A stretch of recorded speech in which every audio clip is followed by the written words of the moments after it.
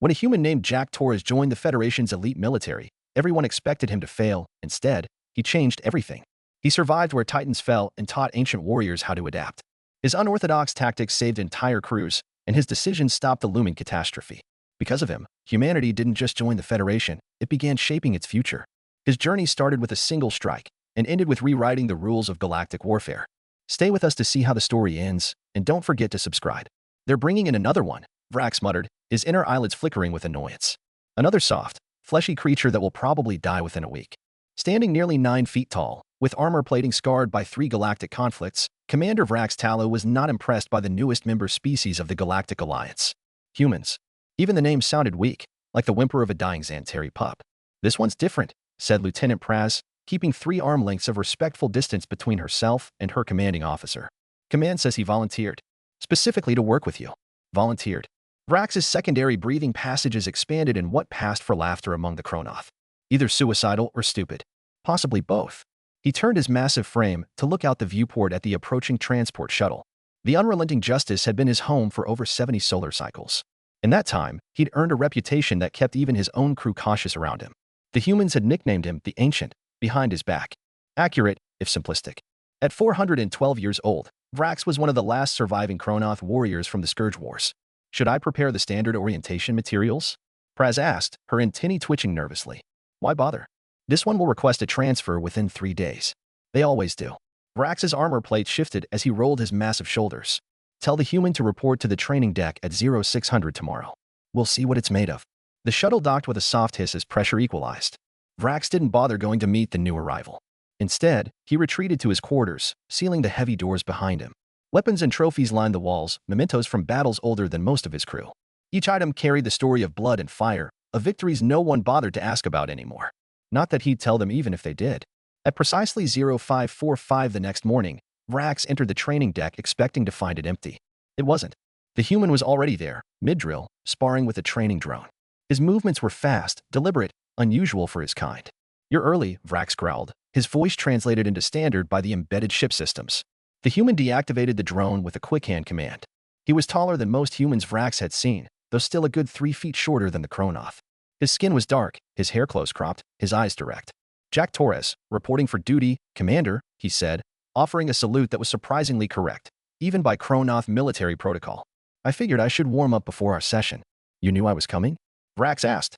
"Your reputation precedes you, sir," Torres said, with that strange upward curve of the lips humans used, what they called a smile. "The ancient warrior who survived the Scourge Wars, the Battle of Nyx, and the Vorix X Uprising. 300 confirmed kills in direct combat. They say you held the Kirin Pass for 7 days against a full battalion." 6, Vrax corrected automatically, then immediately regretted engaging. "And flattery will not earn you special treatment, human." Not trying to flatter. Just stating facts. "And the name's Jack, not human." Vrax's plates rippled with irritation. Most crew wouldn't dare correct him. "Very well, Jack," he said, emphasizing the single syllable with a guttural click. "Let's see what you're capable of before you inevitably request a transfer." "I will be requesting a transfer," Jack said calmly. "We'll see." Vrax moved to the weapons rack and grabbed a training staff. "We'll start with basic combat assessment." Without warning, he swung the staff in a brutal arc toward Jack's head. Jack ducked cleanly, rolling back to a defensive stance. "Whoa, a little warning would be nice." "Enemies don't give warnings," Vrax growled. "Neither do I." What followed surprised Vrax, though he would never admit it. The human was fast. Faster than expected. He lacked the raw strength of a Kronoth, but moved with a fluidity that let him slip through attacks, even countering with surprising precision. 15 minutes later, Vrax called a halt. Jack stood panting, sweat soaking his shirt. But he was still upright. Still steady. Most new recruits didn't last 5 minutes. "Your technique is adequate," Vrax said, which, by his standards, was practically a glowing endorsement. "Where did you learn to fight?" "Here and there," Jack said between breaths. "Started with Brazilian Jiu-Jitsu back on Earth. Picked up some Zenny pressure point techniques on Outpost 7. And I studied Kronoth defensive positioning from archived manuals." "You studied Kronoth combat?" Vrax's tone darkened with suspicion and something else. "Intrigue." "I requested special access to the archives," Jack nodded. "Your people's Battle of Ascension doctrine? The idea of combat as spiritual evolution? That stuff's beautiful." No one had spoken to Vrax about the philosophical roots of Kronoth warfare in over a century. "Most find our combat philosophy disturbing," he said. "Most people are idiots," Jack replied with another smile. "The idea that true growth comes through facing mortality? That hits close to home. Ever heard of Friedrich Nietzsche?" Before Vrax could respond, his calm activated. Commander, came Lieutenant Praz's voice. Priority orders from High Command. Hostage situation on Proxima Station. Pirates. Prepare my shuttle, Vrax said instantly. I'll handle this personally. He turned to Jack. Training is over. Report back tomorrow. With respect, Commander, Jack said, I'd like to accompany you. Vrax blinked. Fast. Reflexively. You've been aboard less than a day. I've dealt with pirates before, Jack said. Special Forces, Earthside. And I speak Traxian. Might help if these are border pirates. Vrax hesitated. Protocol said no. Instinct said yes. Very well, he said finally. But you follow my orders exactly. One mistake, and I'll throw you out the airlock. Jack grinned. Wouldn't have it any other way, Commander. The shuttle ride to Proxima Station was quiet, tense. In addition to Vrax and Jack, 4 veteran crew members accompanied them, all of whom had served with the commander for over a decade. None spoke much. Their curious glances toward the human were fleeting, cautious. No one questioned Vrax's decision aloud. 16 hostages, Vrax briefed them as the station came into view. 7 pirates, armed with pulse rifles and neural disruptors. They've taken the main control hub. What are their demands? Jack asked. The usual. Safe passage. Amnesty. Ransom, Vrax replied with a shrug. They won't be getting any of it. So, what's the plan? We go in. I kill the pirates. We leave. Jack blinked. That's not much of a plan. It has worked for 4 centuries. How many hostages typically survive this plan? Silence. The other crew members suddenly found the floor very interesting. Enough, Vrax said after a moment. Do you have a better idea, human? As a matter of fact. I do, Jack replied. And it's Jack, remember? To everyone's surprise, Vrax didn't shut him down. I'm listening. Jack. 20 minutes later, Vrax was crawling through a maintenance shaft barely wide enough to fit his massive frame. His armor scraped the walls with every movement. This is undignified, he muttered into his calm. Would you prefer dignified with dead hostages? Came Jack's voice, slightly amused. In my culture, a dignified death is preferable to an undignified life. Well, in my culture, we prefer everyone making it home alive if possible, Jack countered. Focus. You'll reach the junction point in 30 seconds. Vrax continued forward, counting his breaths like he had as a young warrior. At breath 127, he reached the junction. I'm in position. Perfect, Jack said. 5 pirates are gathered near the central console. 2 patrol the perimeter. Hostages are huddled in the northwest corner. Vrax was, reluctantly, impressed. Jack had somehow accessed the station's internal security feeds, despite the pirates' jamming systems. On my mark, Jack continued. I'll create a distraction at the east entrance. When they move to investigate, you drop from above and take out the 2 guards near the hostages. I'll handle the rest. You'll handle the rest? Vrax's voice cracked with incredulity. There will be 5 armed pirates. Trust me. Trust was not something Kronoth warriors gave freely, but something about the human's tone gave Vrax pause. Very well, he said. But if you get yourself killed, I'll be extremely displeased. Noted, Jack replied. Vrax could hear the smile in his voice. 3, 2, 1 mark. An explosion rocked the station. Vrax heard shouting from below, then kicked the grate beneath him and dropped into the control hub like a meteor. The 2 pirates near the hostages barely had time to react before Vrax's hands clamped around their skulls. One sharp motion, and they dropped like broken marionettes. Across the room, smoke billowed as Jack burst through the east door. Gentlemen, he called out in perfect Traxian, I suggest you put down your weapons. They answered with pulse fire. Jack dove behind a console as the wall behind him sizzled with heat. Vrax stepped forward, ready to charge. But then Jack moved. In each hand, he held a small disc. With a flick of his wrists, he sent them spinning through the air. The discs exploded in a blinding flash and a high-frequency screech. Even Vrax winced. The pirates dropped their weapons, clutching their ears and eyes. Jack surged forward, weaving through them like liquid. His strikes were clean, focused, disabling, not lethal. Within 30 seconds, all 7 pirates were neutralized. Not a single hostage had been harmed. Jack turned to Vrax, grinning. See? Sometimes there's a better way than killing everyone. For the first time in decades, Commander Vex'tulia found himself speechless. That was unexpected. Which part? Jack asked as they flew back toward the unrelenting justice. Saving everyone? Or watching you squeeze through a maintenance shaft? One of the crew made a choking sound, quickly disguised as a cough. No one joked with Commander Vrax. Ever. To everyone's shock, Vrax's breathing passages expanded in unmistakable amusement. Both, he admitted. Where'd you learn to fight like that? Told you. Here and there. Those flash discs. Fowler tech. Non-lethal. Effective. Non-lethal has never been my preference. I noticed, Jack smirked. 300 confirmed kills tends to say something. You disapprove? Not necessarily. Sometimes lethal force is the only option. But sometimes there are better ways. Vrax studied the human. His eyes were sharp, calm, unafraid. Perhaps, he said slowly, you could tell me more about these alternatives. During tomorrow's training session, I'd be honored, Commander. As they docked, Vrax realized something peculiar. For the first time in decades, he was actually looking forward to tomorrow. Perhaps this human would last longer than a week after all. Days turned to weeks, and Jack Torres did not request a transfer. In fact, quite the opposite. He sought out more time with Vrax. More sparring, more training, more conversation. The rest of the crew watched in confusion and quiet disbelief as the legendary, cold-tempered Kronoth commander not only tolerated the human, but seemed to gradually accept him. They sparred daily. Vrax's movements remained forceful, deliberate, a master of centuries-old techniques. Jack, ever adaptive, began countering moves Vrax hadn't taught him. He learned fast, too fast. You're dropping your left guard again, Vrax said during one such match. Jack corrected instantly, blocking a heavy downward strike.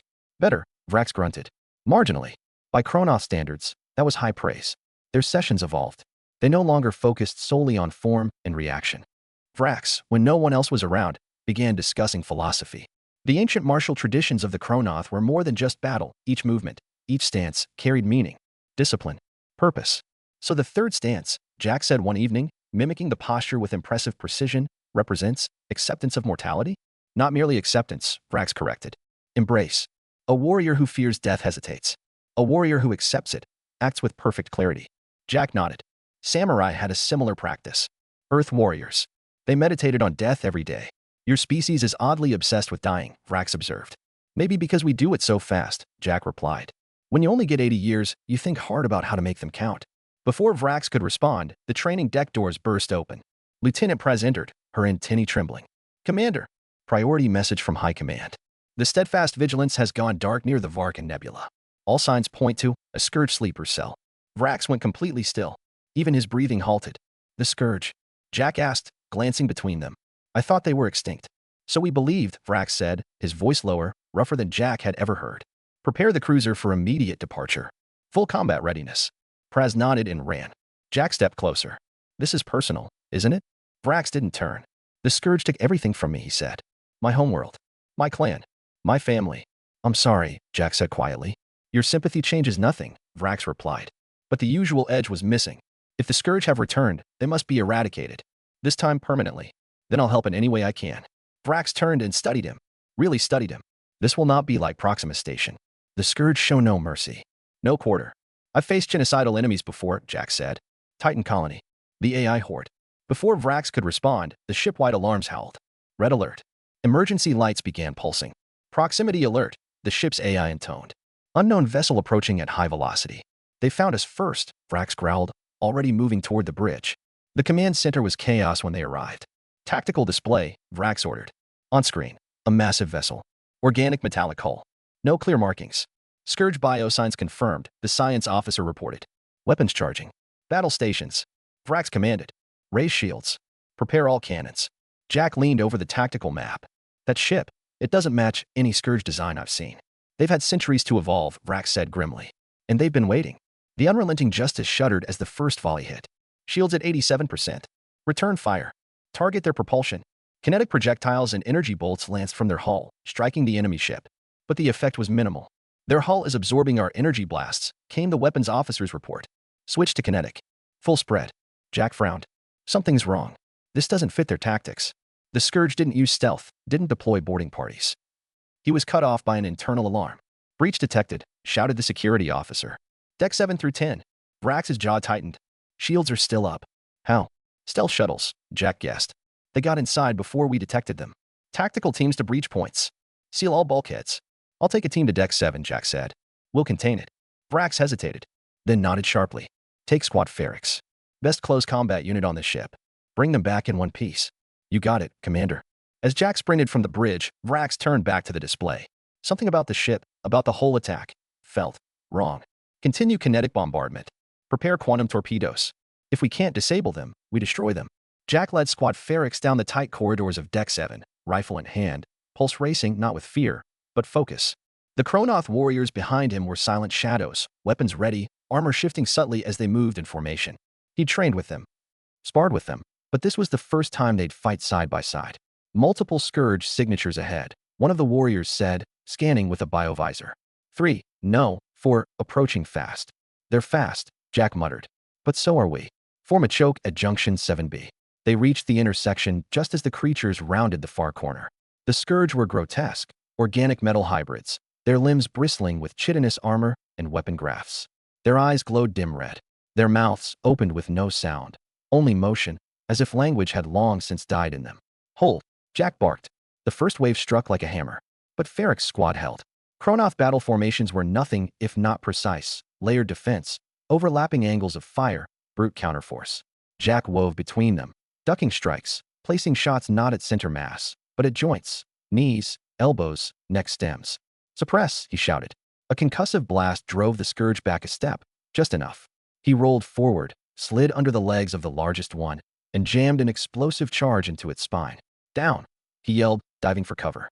The blast took out the lead trio. The corridor went quiet, thick with heat and bioslime.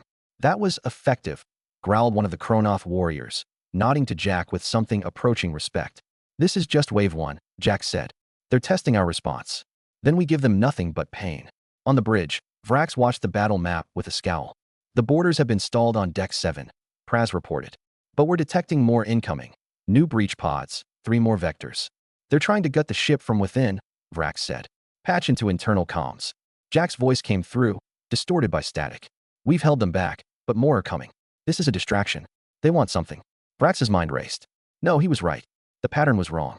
Too much focus on inner decks. They weren't trying to destroy the ship. They were searching. But for what? Commander, Praz cried. They're bypassing engineering, heading straight for Vault Section 12. Vrax froze. That vault holds the AI core. Jack's voice cut back in. Repeat, Commander. What's in Section 12? Our ship's intelligence core, Vrax said. If the Scourge get it, they'll gain full access to fleet protocols. Then we can't let them reach it, Jack snapped. I'll reroute with Ferrex. Intercept at Corridor 12C. You'll be outnumbered 5-1. Jack smiled grimly. Wouldn't be a fair fight otherwise. In the corridors of Deck 12, the Scourge advanced with disturbing unity. These weren't berserkers, these were tacticians. One dropped a mobile dampening field, disabling automated turrets. Another used what looked like a living drone to scout corners. Jack motioned his squad into ambush positions, high and tight along the walls. Wait for my mark, he whispered. The Scourge approached. Closer, closer. Now. Explosives detonated from above, shredding the forward ranks. Kronoth soldiers dropped into their midst, weapons blazing. Jack moved like a storm, shooting, stabbing, striking in fluid transitions. One Scourge lunged at him. He sidestepped, twisted the thing's weapon arm upward, and drove a blade under its chin. The corridor turned into chaos. For a full 5 minutes, it was noise and blood and fire. Then, silence. No more Scourge. No more movement. Vault doors intact. Vault secure. Jack gasped into his calm. Confirmed, came Vrax's voice. Reinforcements en route. As Jack slumped against the wall, covered in ichor and sweat, a Kronoth warrior approached and offered him a hand. He took it. Back on the bridge, Vrax gave a rare sigh of relief. Enemy vessel is retreating, Praz reported. They're cloaking, no pursuit vector. Cowards, Vrax growled.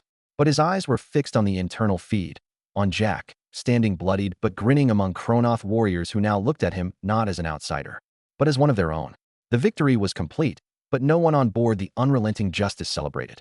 Scourge sleeper cells had been a myth, ghost stories told by old warriors and ignored by young officers. Now, the myth had ripped open the hull of a battle-hardened cruiser and nearly gutted its brain. Vrax stood in the central command chamber of the ship's AI vault.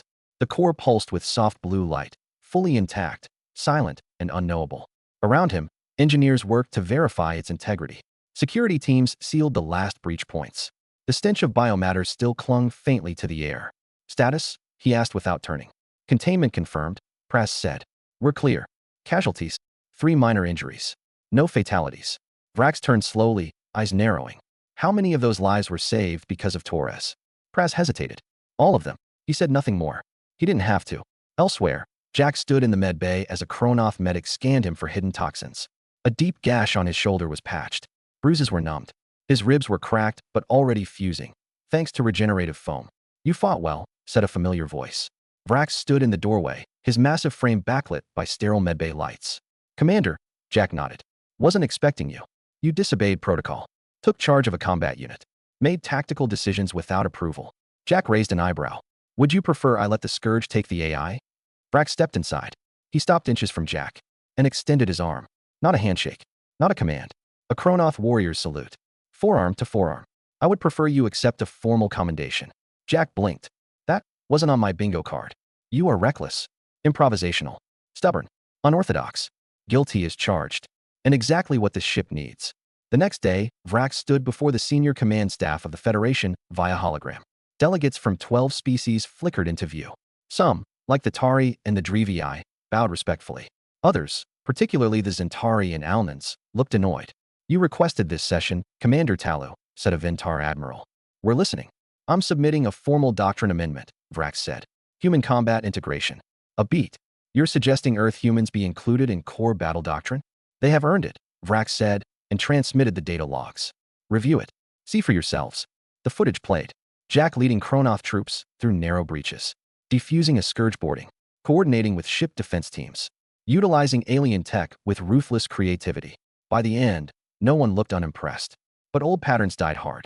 Commander, said one Alnan tactician, we acknowledge this individual's bravery. But humans are biologically inferior, culturally unstable. A statistical anomaly is not justification for doctrinal revision. Incorrect, Vrax said. You are observing the result. I am reporting the process. Torres is not unique because he is different. He is unique because he represents what humans do best. And what is that exactly? Asked the Zentari representative, folding her arms. They learn. Silence. They learn from loss, from pain, from weakness. Then they use it, and they get better. Not over centuries, over days. The Drevii delegate leaned forward. How do you propose we proceed? I propose a pilot program. Human officers embedded in vanguard strike teams. Observation-based. Tactical reciprocity. Starting with Jack Torres. Jack, watching from just off-screen, felt something shift in his chest. Not pride. Responsibility. He hadn't signed up to be a symbol. But now, like it or not, he was one. And deep down, a part of him welcomed it. 3 hours later, the council voted. 7 in favor. 4 against. 1 abstained. It was enough. The program would begin. And Jack Torres would become the first human officially embedded in the highest level of Federation military doctrine. Vrax met him outside the chamber. Well, Lieutenant Torres, he said, I hope you don't die too quickly. Would reflect poorly on me. Jack grinned. No promises. Vrax let out a rumble that might have been a laugh. You'll be assigned to a vanguard squad next rotation, he said. You'll train them, and they'll test you. They won't respect you. Good, Jack said. That's how I started with you, remember? This time, the Kronoth warrior didn't argue. He only nodded. And for the first time in living memory, perhaps the first in history, an elder of the Federation acknowledged a human not as a subordinate, but as an equal. The transport that took Jack to his first vanguard unit was sleek, fast, and almost entirely silent, like the calm before a storm. His destination, the Spear of Varric, a Kronoth-led strike cruiser patrolling the unstable edge of the Nelkari Expanse. Known for raids, border wars, and uncharted systems, the Expanse was a testing ground for Federation warriors. Perfect place to test an outsider. As he stepped aboard, the atmosphere shifted. Conversation stopped. Eyes followed. The Vanguard weren't used to outsiders. They were the apex predators of the Federation, clad in armor forged in neutron kills, trained in war arts passed down from ancestors who measured age by victories. And now, a human had been sent to walk among them. Jack didn't flinch. He walked through the docking corridor with steady steps and a neutral face. Inside, a Kronoth officer awaited him, tall, rigid, scarred. Her armor bore the marks of 3 different campaigns. Lieutenant Jack Torres, he said, saluting. Commander Jurval, she replied, not returning it. You will follow orders. You will not lecture. You will not teach unless requested. I'm here to integrate doctrine, not lecture anyone. Good, she said, stepping aside. Your quarters are that way. Training rotation begins at Cycle Crest. The door sealed behind her with a hiss. Jack exhaled slowly. So it begins. The first 2 weeks were trial by fire. Literally. The Vanguard trained in plasma storms, with live ammunition, zero-G grappling, and environmental hostility cranked to maximum. Jack kept up. Barely. His ribs screamed after every fall. His fingers cramped from grip strain. His reflexes were a second too slow, his balance off in Kronoth gravity. But he endured. And most importantly, he learned. Then came the real test. A mission. A mining colony on Ralik. 3 had gone dark. No distress calls. No sensor traffic. Federation satellites showed signs of tampering, possible pirate involvement, or worse. Commander Jur summoned her squad. Torres, you'll join us. Understood. No weapons. Observe only. Jack met her gaze. That won't work. You're here as an analyst. I'm here as a soldier. Silence stretched. Another officer, Talik, broad-shouldered and humorless, spoke. Let him. If he dies, he dies. We'll file the paperwork.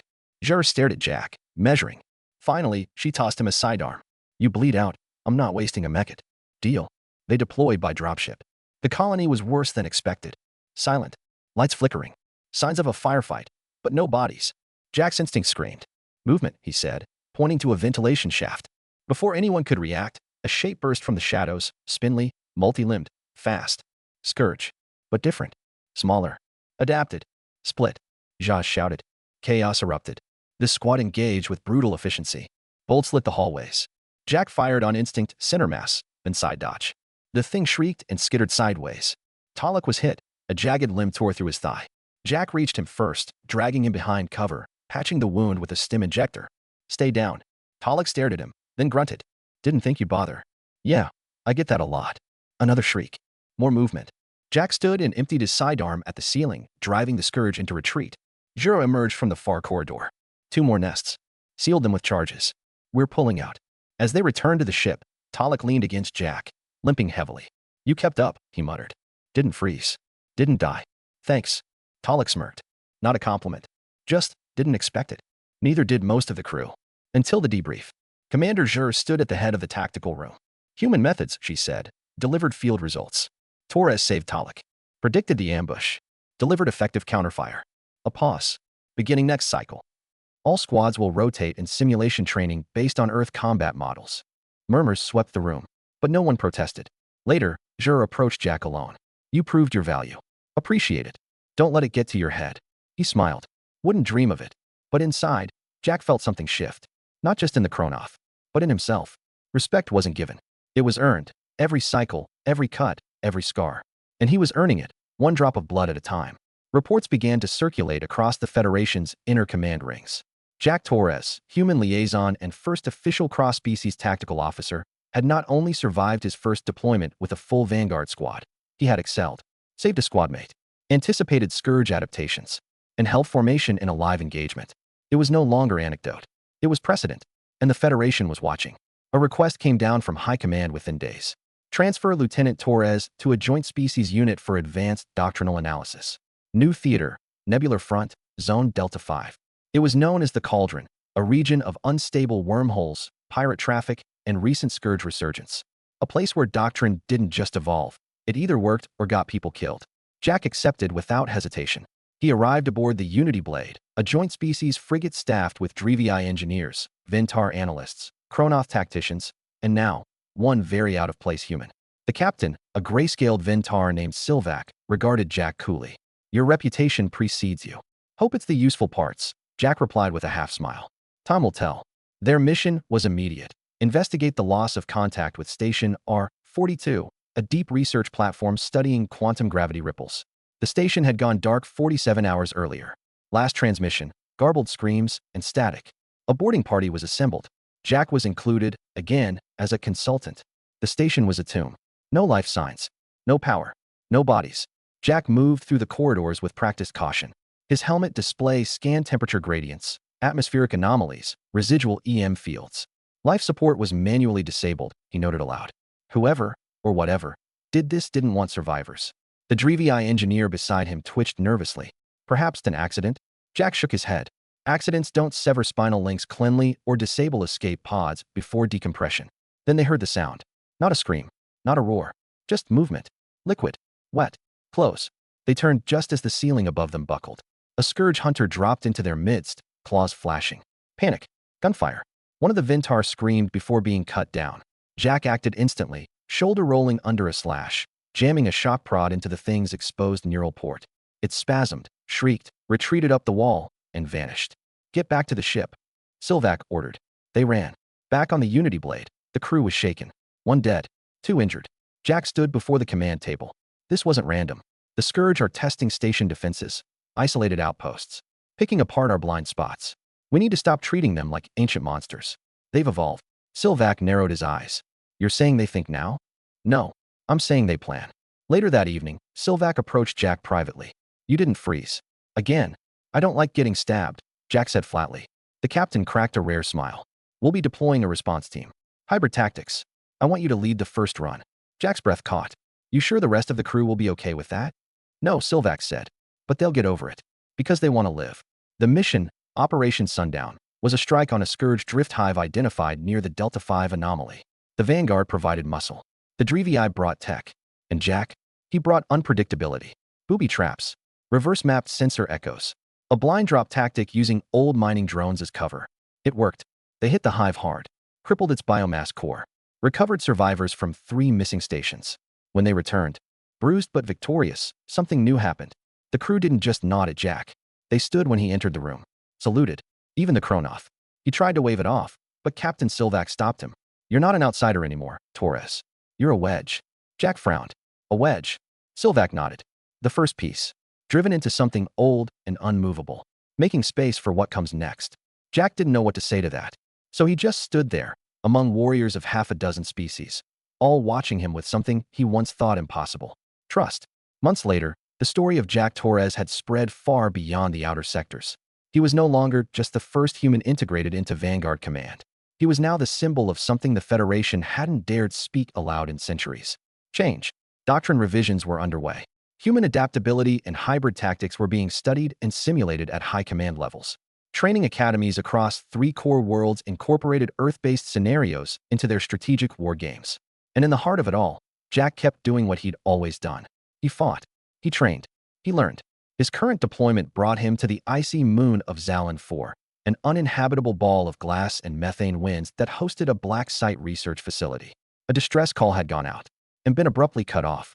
Jack deployed with a mixed response unit, Kronoth bruisers, Drevii techs, and Ventar reconnaissance specialists. Their mission, recover survivors. Determine threat. Neutralize if necessary.